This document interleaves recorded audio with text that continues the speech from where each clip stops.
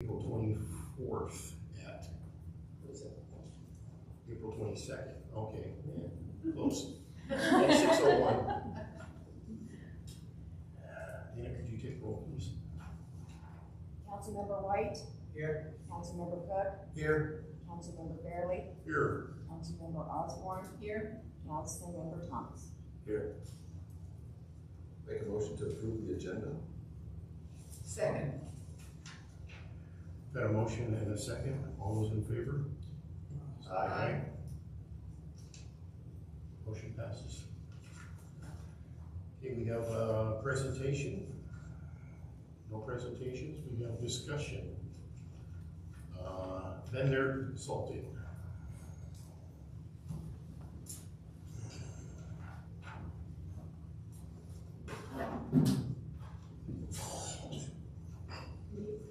Good evening, Council. My name is Jeanette Jorgensen from Vendor Consulting and Epicenter Services. It's a pleasure to see you guys again, and I'm here to answer any questions you have on the solid waste collection contract, either the current contract, management of the contract, or the procurement for your potential new contract.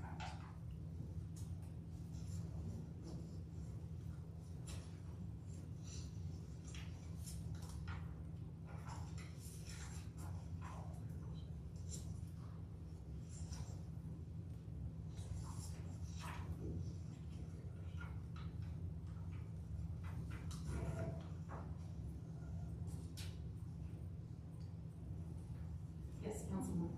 On the current contract, and I asked Waste Management about it at our last meeting, and one thing that was good that came out of it, I did get the percentage discount, although it's only 10%, not 25, but that's okay. But the other thing was, my neighbor lives right across the street from me. He has to bring his cans across the road, and she stated that that was not necessary. However, he came to me on Thursday evening, Friday morning, and said they didn't take his trash out, and so he had to take it.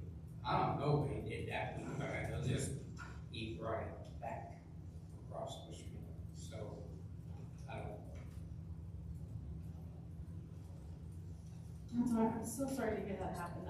I watched the video when Laura from Waste Management presented to you, and I took notes on all of the conversation. And so I'm very disappointed to hear that did not work. And Mayor, if I can work with you on the side with Waste Management to try to resolve that issue, would that be okay? Yeah, that'd be great. Thank you. Thank you, Councilmember White. So you took notes. What are your notes? I'd like to maybe start with what you got out of that, and then maybe if we have any more questions, we can go from there. Certainly. In watching it, it sounds like there were some service issues. There's definitely people are not getting the service they're requesting and having a hard time communicating with Waste Management. So having a staff member here to take notes on everything and follow up actually is an excellent first step. Unfortunately, it sounds like not everything was followed up on. Some of these do take a little while, but this is part of contract management, is trying to make sure your hauler is doing what is in the contract. The second thing is that there are definitely some things in the contract that are not up to the same level and specification as what other cities have. So for example, the issue came up of the senior discount where it's being offered at 10% because that's what's in the contract, but your city code is 25%. And most contracts have the standard of the garbage contract will mirror whatever the city is doing. There's definitely opportunity for some improvement in looking over your contract of some things that I would love to see that other cities get to take advantage of that are in your contract. The unfortunate part of this is every time you get a benefit, there is a cost to that. And so I think this is what we talked about last month is getting a new contract gives you new services, but unfortunately people will probably pay a little bit more for that. So that's just one of the things that staff and elected officials have to balance.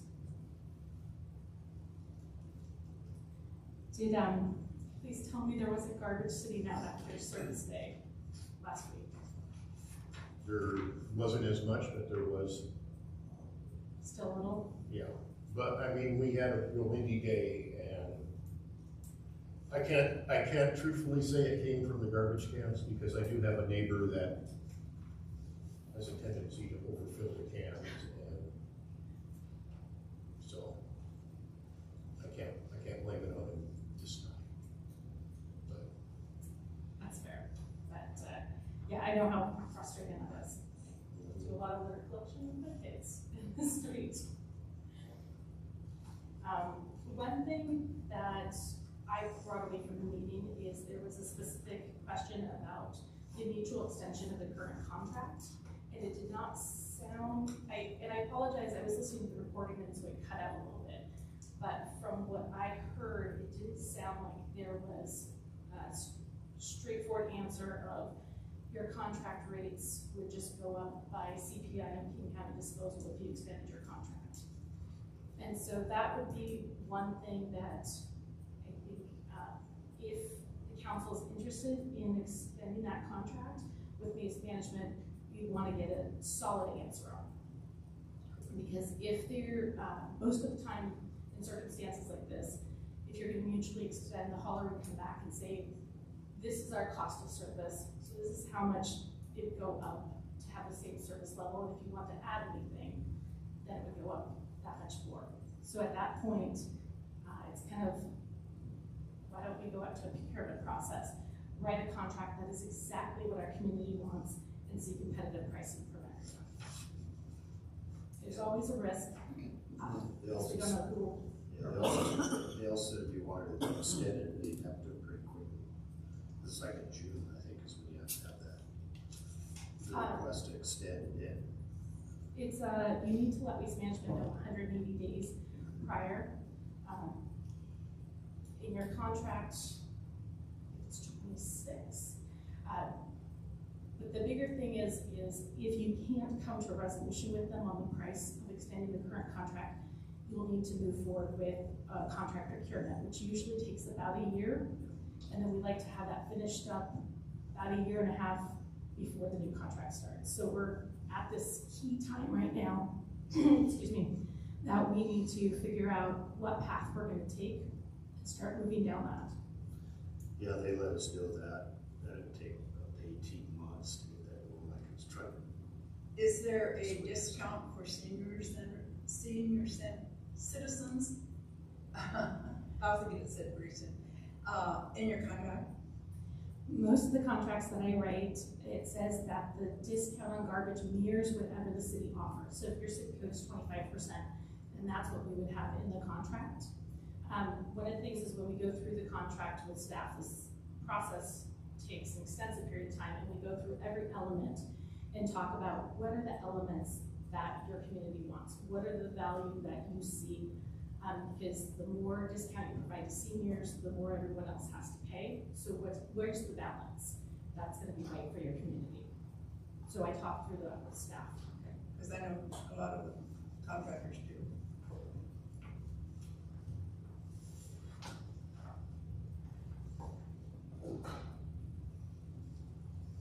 I did get a hold of her and asked her to increase my recycle to a 96, and they said they would, and she verified that it's not the increase.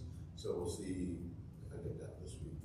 They said they would pick up Bill when I got on with it, so we'll see. Excellent. Let you know next time. Wonderful.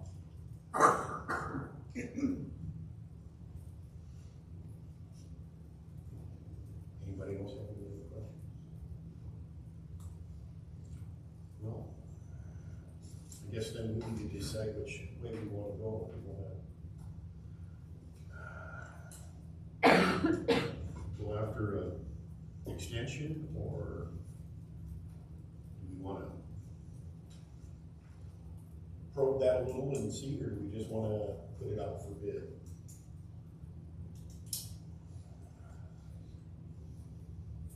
If we can make that decision right this second. I mean, yeah, May I add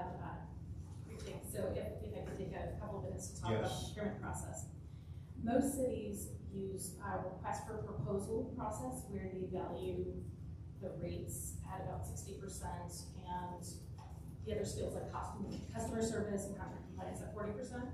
That is a flexibility you have on what those numbers are. You can also go straight to a bid, but that is usually not recommended because, as you know, there's a huge amount of service that comes along with garbage. It's not just picking up the trash. So we do have flexibility in that process.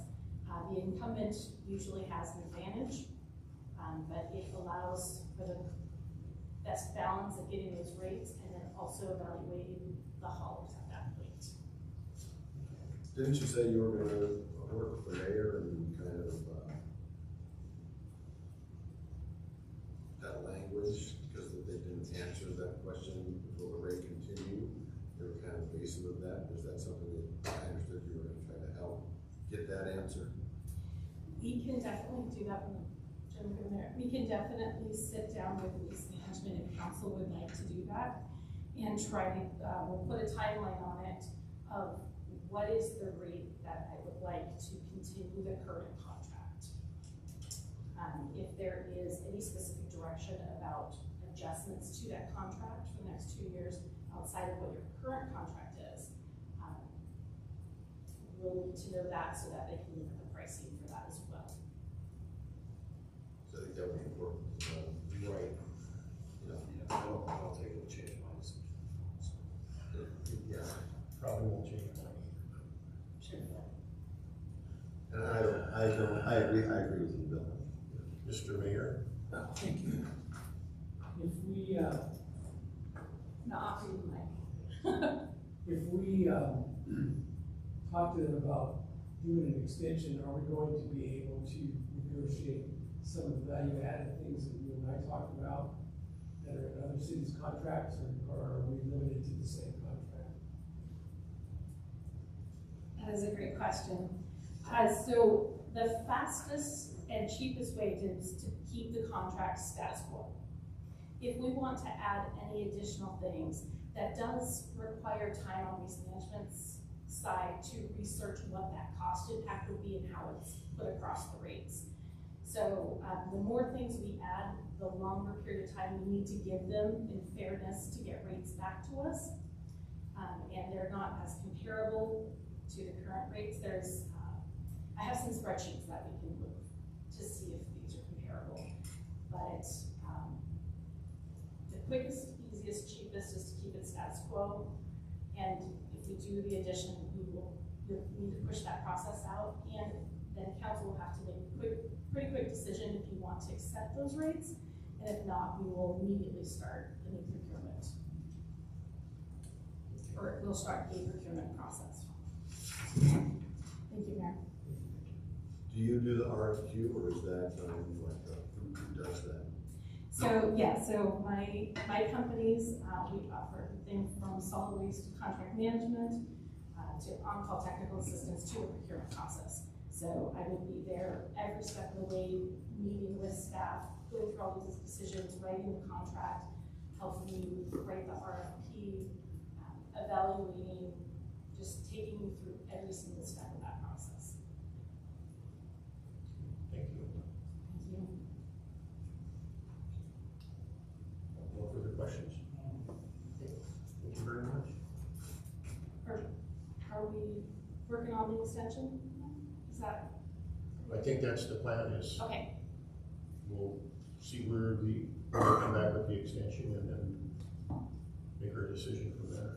thank you, I'll work with staff and we'll be back soon. Okay? I think that was the consensus, right? Okay. Discussion item B, traffic impact fee analysis, FSC, or FCS, sorry.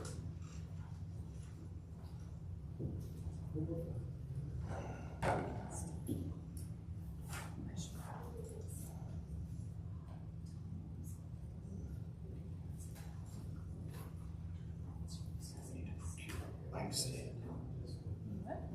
Pure mic stand. Probably a better way to do it.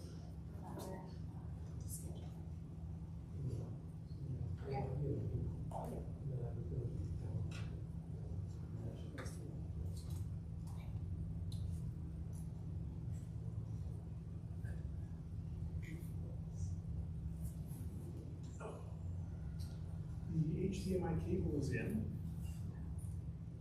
Oh. I don't know, stop. Let me just hit the right button for you. Sorry, I had a habit of hitting YouTube once. Oh. There it is. Yeah.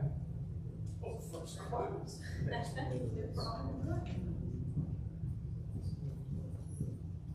Yeah. Oh, sorry. Oh. All right. Well, good. Should I get started? Absolutely. Everyone can hear me okay? I am Doug Gallagher with FCS Group. I am the project manager. Delighted to be with you tonight. I am joined by Luke Nelson, my senior analyst, and we're here to talk about the transportation impact fee. We're going to start by talking about impact fees in general and their characteristics. We'll talk at a high level about the math involved in calculating them. Then Luke is going to come up and he's going to go through the details of how your traffic impact fee was calculated. And we'll talk about the options you have for scaling that fee for residential land uses. The law has changed recently, and so we're going to help you make sure you navigate that so that you're in compliance in a way that works for you. And then finally, we're gonna show you a comparison of different traffic impact fees that are relevant comparisons for you, and that's how we will end our time together. So first of all, some basic facts. Impact fees are one-time charges, not ongoing rates. Nobody gets a monthly bill for impact fees. They are charged at the time of development or at the time of intensification, if there is redevelopment. Impact fees are available for transportation, parks, schools, and fire services. That's right out of the RCW. All of the enabling legislation around the country has different lists in different states, and this is Washington's. What's interesting is that only cities are allowed to charge impact fees. So, for example, we're working right now with Valley Regional Fire Authority, and we can set a fire impact fee for them, but when it comes time to charge it, they're going to have to come to you and to the other cities involved in order to administratively make that happen. But today we're focused on transportation for the city of Algona. So impact fees are for capital only, both in the way that we calculate them and in the way that you may spend them. They are not for operations, ongoing maintenance, administration, that kind of thing. Impact fees can be calculated both on existing and future infrastructure components, but it is most typical, and the way you'll see it here tonight is an impact fee calculated based upon planned projects, and that's typical. But there are ways to do it based upon existing infrastructure as well. And finally, impact fees are for system facilities, not local facilities. So when a developer pays an impact fee, it's like they're buying a share of stock in a whole system throughout the city of infrastructure. They're not contributing to specific public improvements. It's for the system as a whole. So at a high level, an impact fee is a fraction. And in the numerator of the fraction, you have a set of eligible project costs. And these projects have their genesis in the work that DKS Associates did for you. And then they handed that information off to us, and we made that into a nice little impact fee for you. But you'll recognize the list, I guess is what I'm saying. So the eligible project costs are in the numerator, and in the denominator of that fraction, you have growth that is expected over the forecast period. And we're defining that in terms of growth in person trip ends. And that is someone leaving or arriving at a land use in Algona by whatever mode they do so.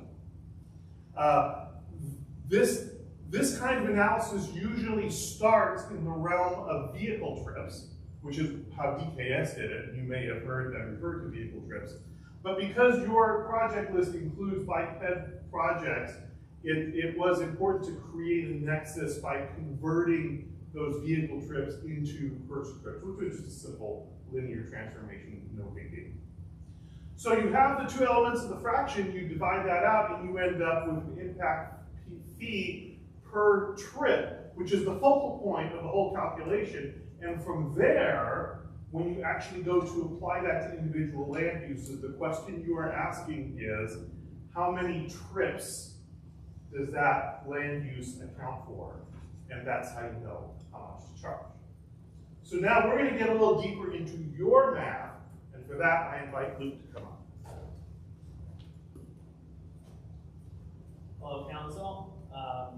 So the growth in trips that we are assuming are projected from DKS from 2014 to 2040, and then calculated for what we assume the trips would be today. As Doug had mentioned, they provided us with vehicle trip ends, and then we used national data to make the conversion to person trip ends. So overall, we'll be seeing a growth over the next 16 years of 272 person trip ends within the city. That 272 trip ends is expected to account for about 15% of all trip ends in 2040. So 15% of all trip ends in 2040 will be new growth. DKS also provided us a project list. As we look through the second column, we can see why we made that conversion to person trip ends, with a lot of the projects being new sidewalks, new bike lanes, things that would not affect the vehicle. And we see that the total cost of these projects is expected to reach $47 million. As we look at eligibility, we see that 15% for new trip end growth kind of be the eligible percent that DKS assigned to most of the projects, except for Algona Boulevard, Main Street, Broadway. That project was assigned at 0% because it is a project that is being served to current trips, not necessarily expected to grow the transportation for new growth. In the previous project list, we saw that outside funding was expected for most trips at 90%. If we're assuming that, since the city is not paying that 90%, we're limited to the impact fee percentage of 10% instead. That gives us an eligible cost for transportation impact fees of just under 4.7.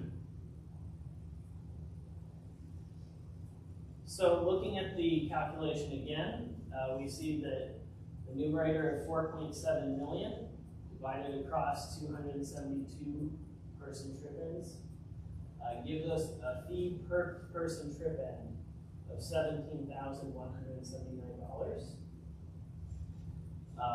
This is a point that I would mention that this is the maximum defensible calculation. You are not beholden to this number. This is just the most that you could charge. As Doug alluded to, the law has changed recently that states that the impact fee schedule needs to be proportionate to the size of the home and based on square footage, number of bedrooms in the residential units, or trips generated. Now, since transportation impact fees are calculated based on trip generation, we have this schedule that is taking the Institute of Traffic Engineers manual, calculating what number of trips each type of residential development is expected to have, and calculating the transportation impact fee based on that. The other way to do it is that we could do it based on the square footage. This slide here shows kind of the proportionality that we would expect on square footage. So in the Seattle metro area, if you look at about where home size in square feet is 2,250, right between 2,000 and the middle there, we see at that point the correlation between home size and occupancy kind of starts to fall apart, flattens out. It's not as good of an indication. So we've made that kind of the max end of where we would want to scale the fee based on size. And here we've put together an example of how that scaling by size would look, where we've taken an approximate average of a typical house size at 1,662 square feet, assigned that the medium single family residence fee, and then scaled it back to one resident and up to that 2,250.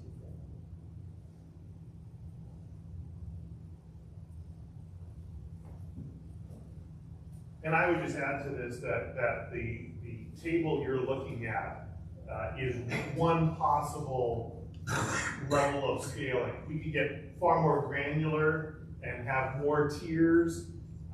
This is kind of a more of a minimalist approach, but you get the idea. You get the idea that it's gonna scale up to a point and it's gonna level off, and that's what we're suggesting. Now, regardless of the option that you choose for residential, you have a couple of residential approaches that are both perfectly valid, and you can really go either way. On non-residential, you will be back to the ITE land uses from the ITE trip generation manual, and I'm not here to dwell on any of these in particular. I just want to convey the enormity of the list. And you don't have to have all of these on your list if you don't want to, but they're all available to you, where we can, as we have done here, calculate the number of person trip ends. And embedded in this are also some assumptions that you can't even see here, such as the phenomenon of pass-by trips. Has this been explained to you in the past? So for certain land uses, this would apply. So the biggest users of this would be like gas stations, drive-through fast food. There are a number of land uses that generate trips that were already going to happen anyway, and somebody was just stopping off at a particular development to get something and then continue their journey. So we actually have ways, I mean, I can't take credit for it, it's the Institution of Transportation Engineers, but we actually have ways of quantifying that. And we can deduct that from the charge, from the person trips that we're charging for. And so all of that is reflected in these tables you're looking at, even though you can't see them. They're still high. Fast food places are still expensive places for impact fees, but they're not as expensive as they would be had we not deducted for things like pass-by trips. So the list is enormous, and it's available to you. And you can use all of them or a few of them. Whatever set of land uses you use, once you commit that to an ordinance or resolution, you will kind of be obligated to, when an individual development applies and it's time for them to pay the fee, you will need to pick the most relevant. It's like the best answer in a multiple choice quiz. You see what I'm saying? You'll need to pick something off the list. Okay, let's talk about comparisons. So for a single family residence, which is the standard way to compare an impact fee, the calculated charge for you is north of $25,000 per single family dwelling, which is a bit higher than what other relevant jurisdictions are charging. Now, what you see to the left of you is actual impact fees being charged, and what's on the right side is what you could charge. So it's a bit of apples and oranges. And this is a good time to reiterate what Luke has already told you, and that is that what we have calculated for you is a maximum. It's a ceiling. And you actually, and just to emphasize that point, you actually, if you could pick a number less than 25,000, if you want to be in the middle of that list, you could say, I want to charge a $4,700 impact fee for a single family residence and scale it all. We would convert that into the per trip impact fee. And you could say that you wanted that, and because it's under what we calculated, you would not need a reason, you would not need a finding, you don't need anything. You just, as long as you charge under or at the level we calculate, you're fine. The whole impact fee law is about avoiding overcharging, and if you avoid overcharging, they don't care what you do. As long as you're treating everybody equally. That's the one caveat. So that's what we have for you, and Luke and I would be happy to entertain any questions you may have, and continue the conversation. On that comparison chart, everybody's lower than the 25,000. Oh yeah. Is there some kind of just typical number that municipalities will use to come up with that fee? So these are all just shots in the dark kind of thing? So no, here's what they do. They will look at a chart like this, and they will decide the politics of that particular jurisdiction will decide where they want to be on the list. And the politics one way says, well, we're actually kind of happy to be higher on the list. And in some locations, they're concerned about competitiveness, and they want to be on the lower end of that. So if you want to encourage development, then you would be on the low end. If you want to kind of discourage it, I would say, then you're going to be on the top end. That is absolutely true at the margin. Now, so the way that you phrased it, I believe is absolutely correct. And I want to warn you about what you may hear, that somebody might tell you that an impact fee over X will absolutely kill development. And based upon my experience, I would ask you to take that with a grain of salt.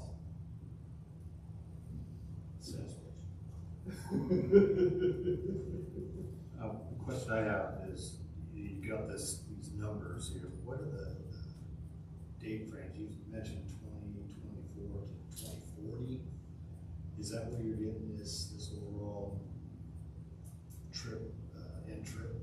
So this is based upon the information provided for us from DKS. So the work they did for you was based upon a certain forecast window, and so we follow that forecast window. I will tell you, there's absolutely nothing sacred about the window that was chosen.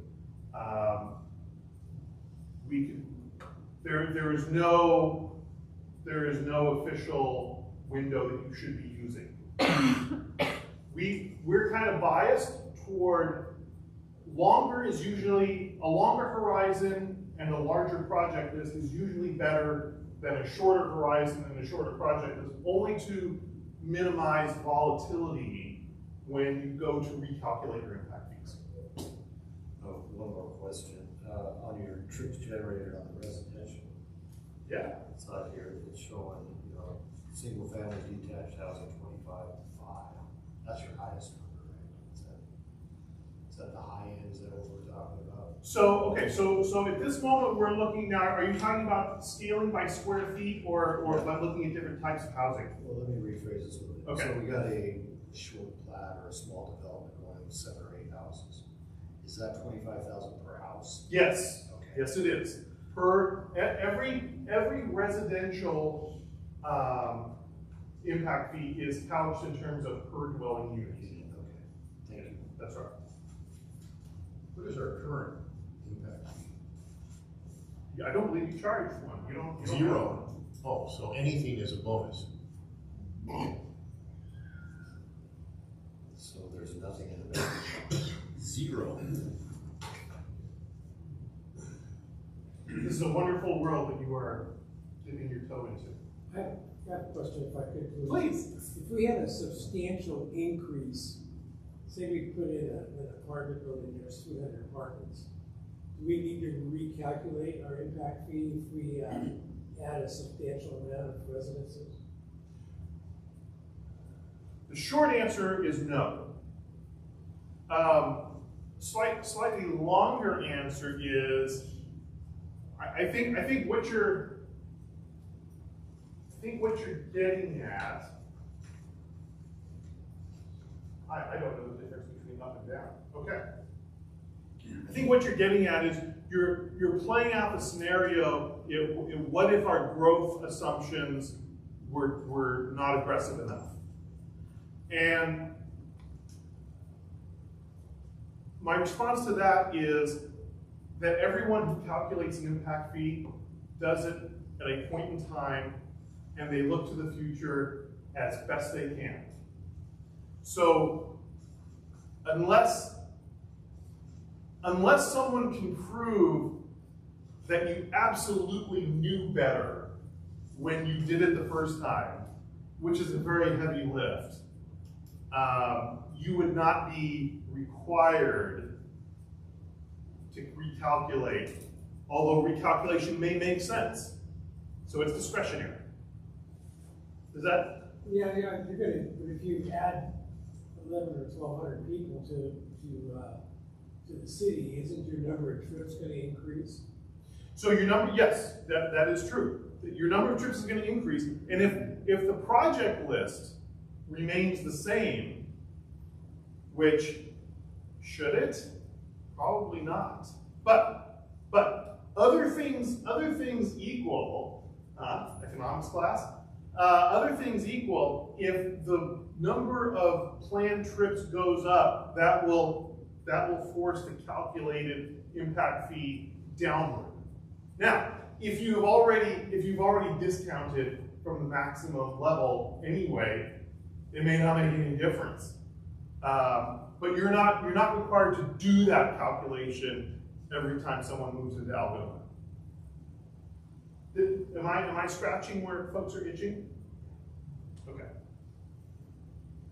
I have one more question. Sorry. Please. Don't. My head just keeps turning. That's great. Is this calculation taking in account for deliveries, Yes. garbage service? Yes. Ma'am. Those are a big impact to our roads. That's right. So that's a great question. It is the number of trips generated by the land use, not necessarily the owners of the parcel. Does that make sense? So yes is the answer. Okay, thank you.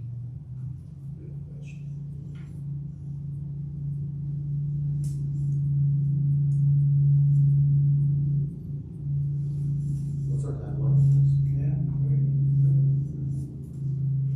Our timeline is your timeline. Do we have a timeline? This could be first touch and we'd have something by the end of May. That is Okay. So the only thing, I mean, from our perspective, we're now in the easy part. I mean, the hard part is over for us. So what we would want to do is we want to write up a little report for you to give you something that you can adopt. You'll want to adopt the rate study, for lack of a better term, just because you want that documentation. And that's applicable no matter what level of fee you actually choose. The report that we're going to give you is going to document this fee, but that doesn't mean you have to charge it. It just tells us that we're within our scope. That's exactly right. Perfect. Thank you. Yes, thank you. Our pleasure. Thank you. Very informative. Thanks for all the hard work. That's what we do. We love this stuff. Okay, item 6. Audience participation. The city council encourages public participation during meetings of the city council and welcomes your comments. This time is set aside for you to speak to city council on any issues. The council ordinary takes non-agenda matters under advisement before taking action. You are also invited to comment on action items as they are considered during the meeting. Individual speakers will be limited at 3 minutes each in addressing the city council. When addressing the council, please speak clearly, audibly, state your name and address for the record. Nobody online? Troy? Nothing?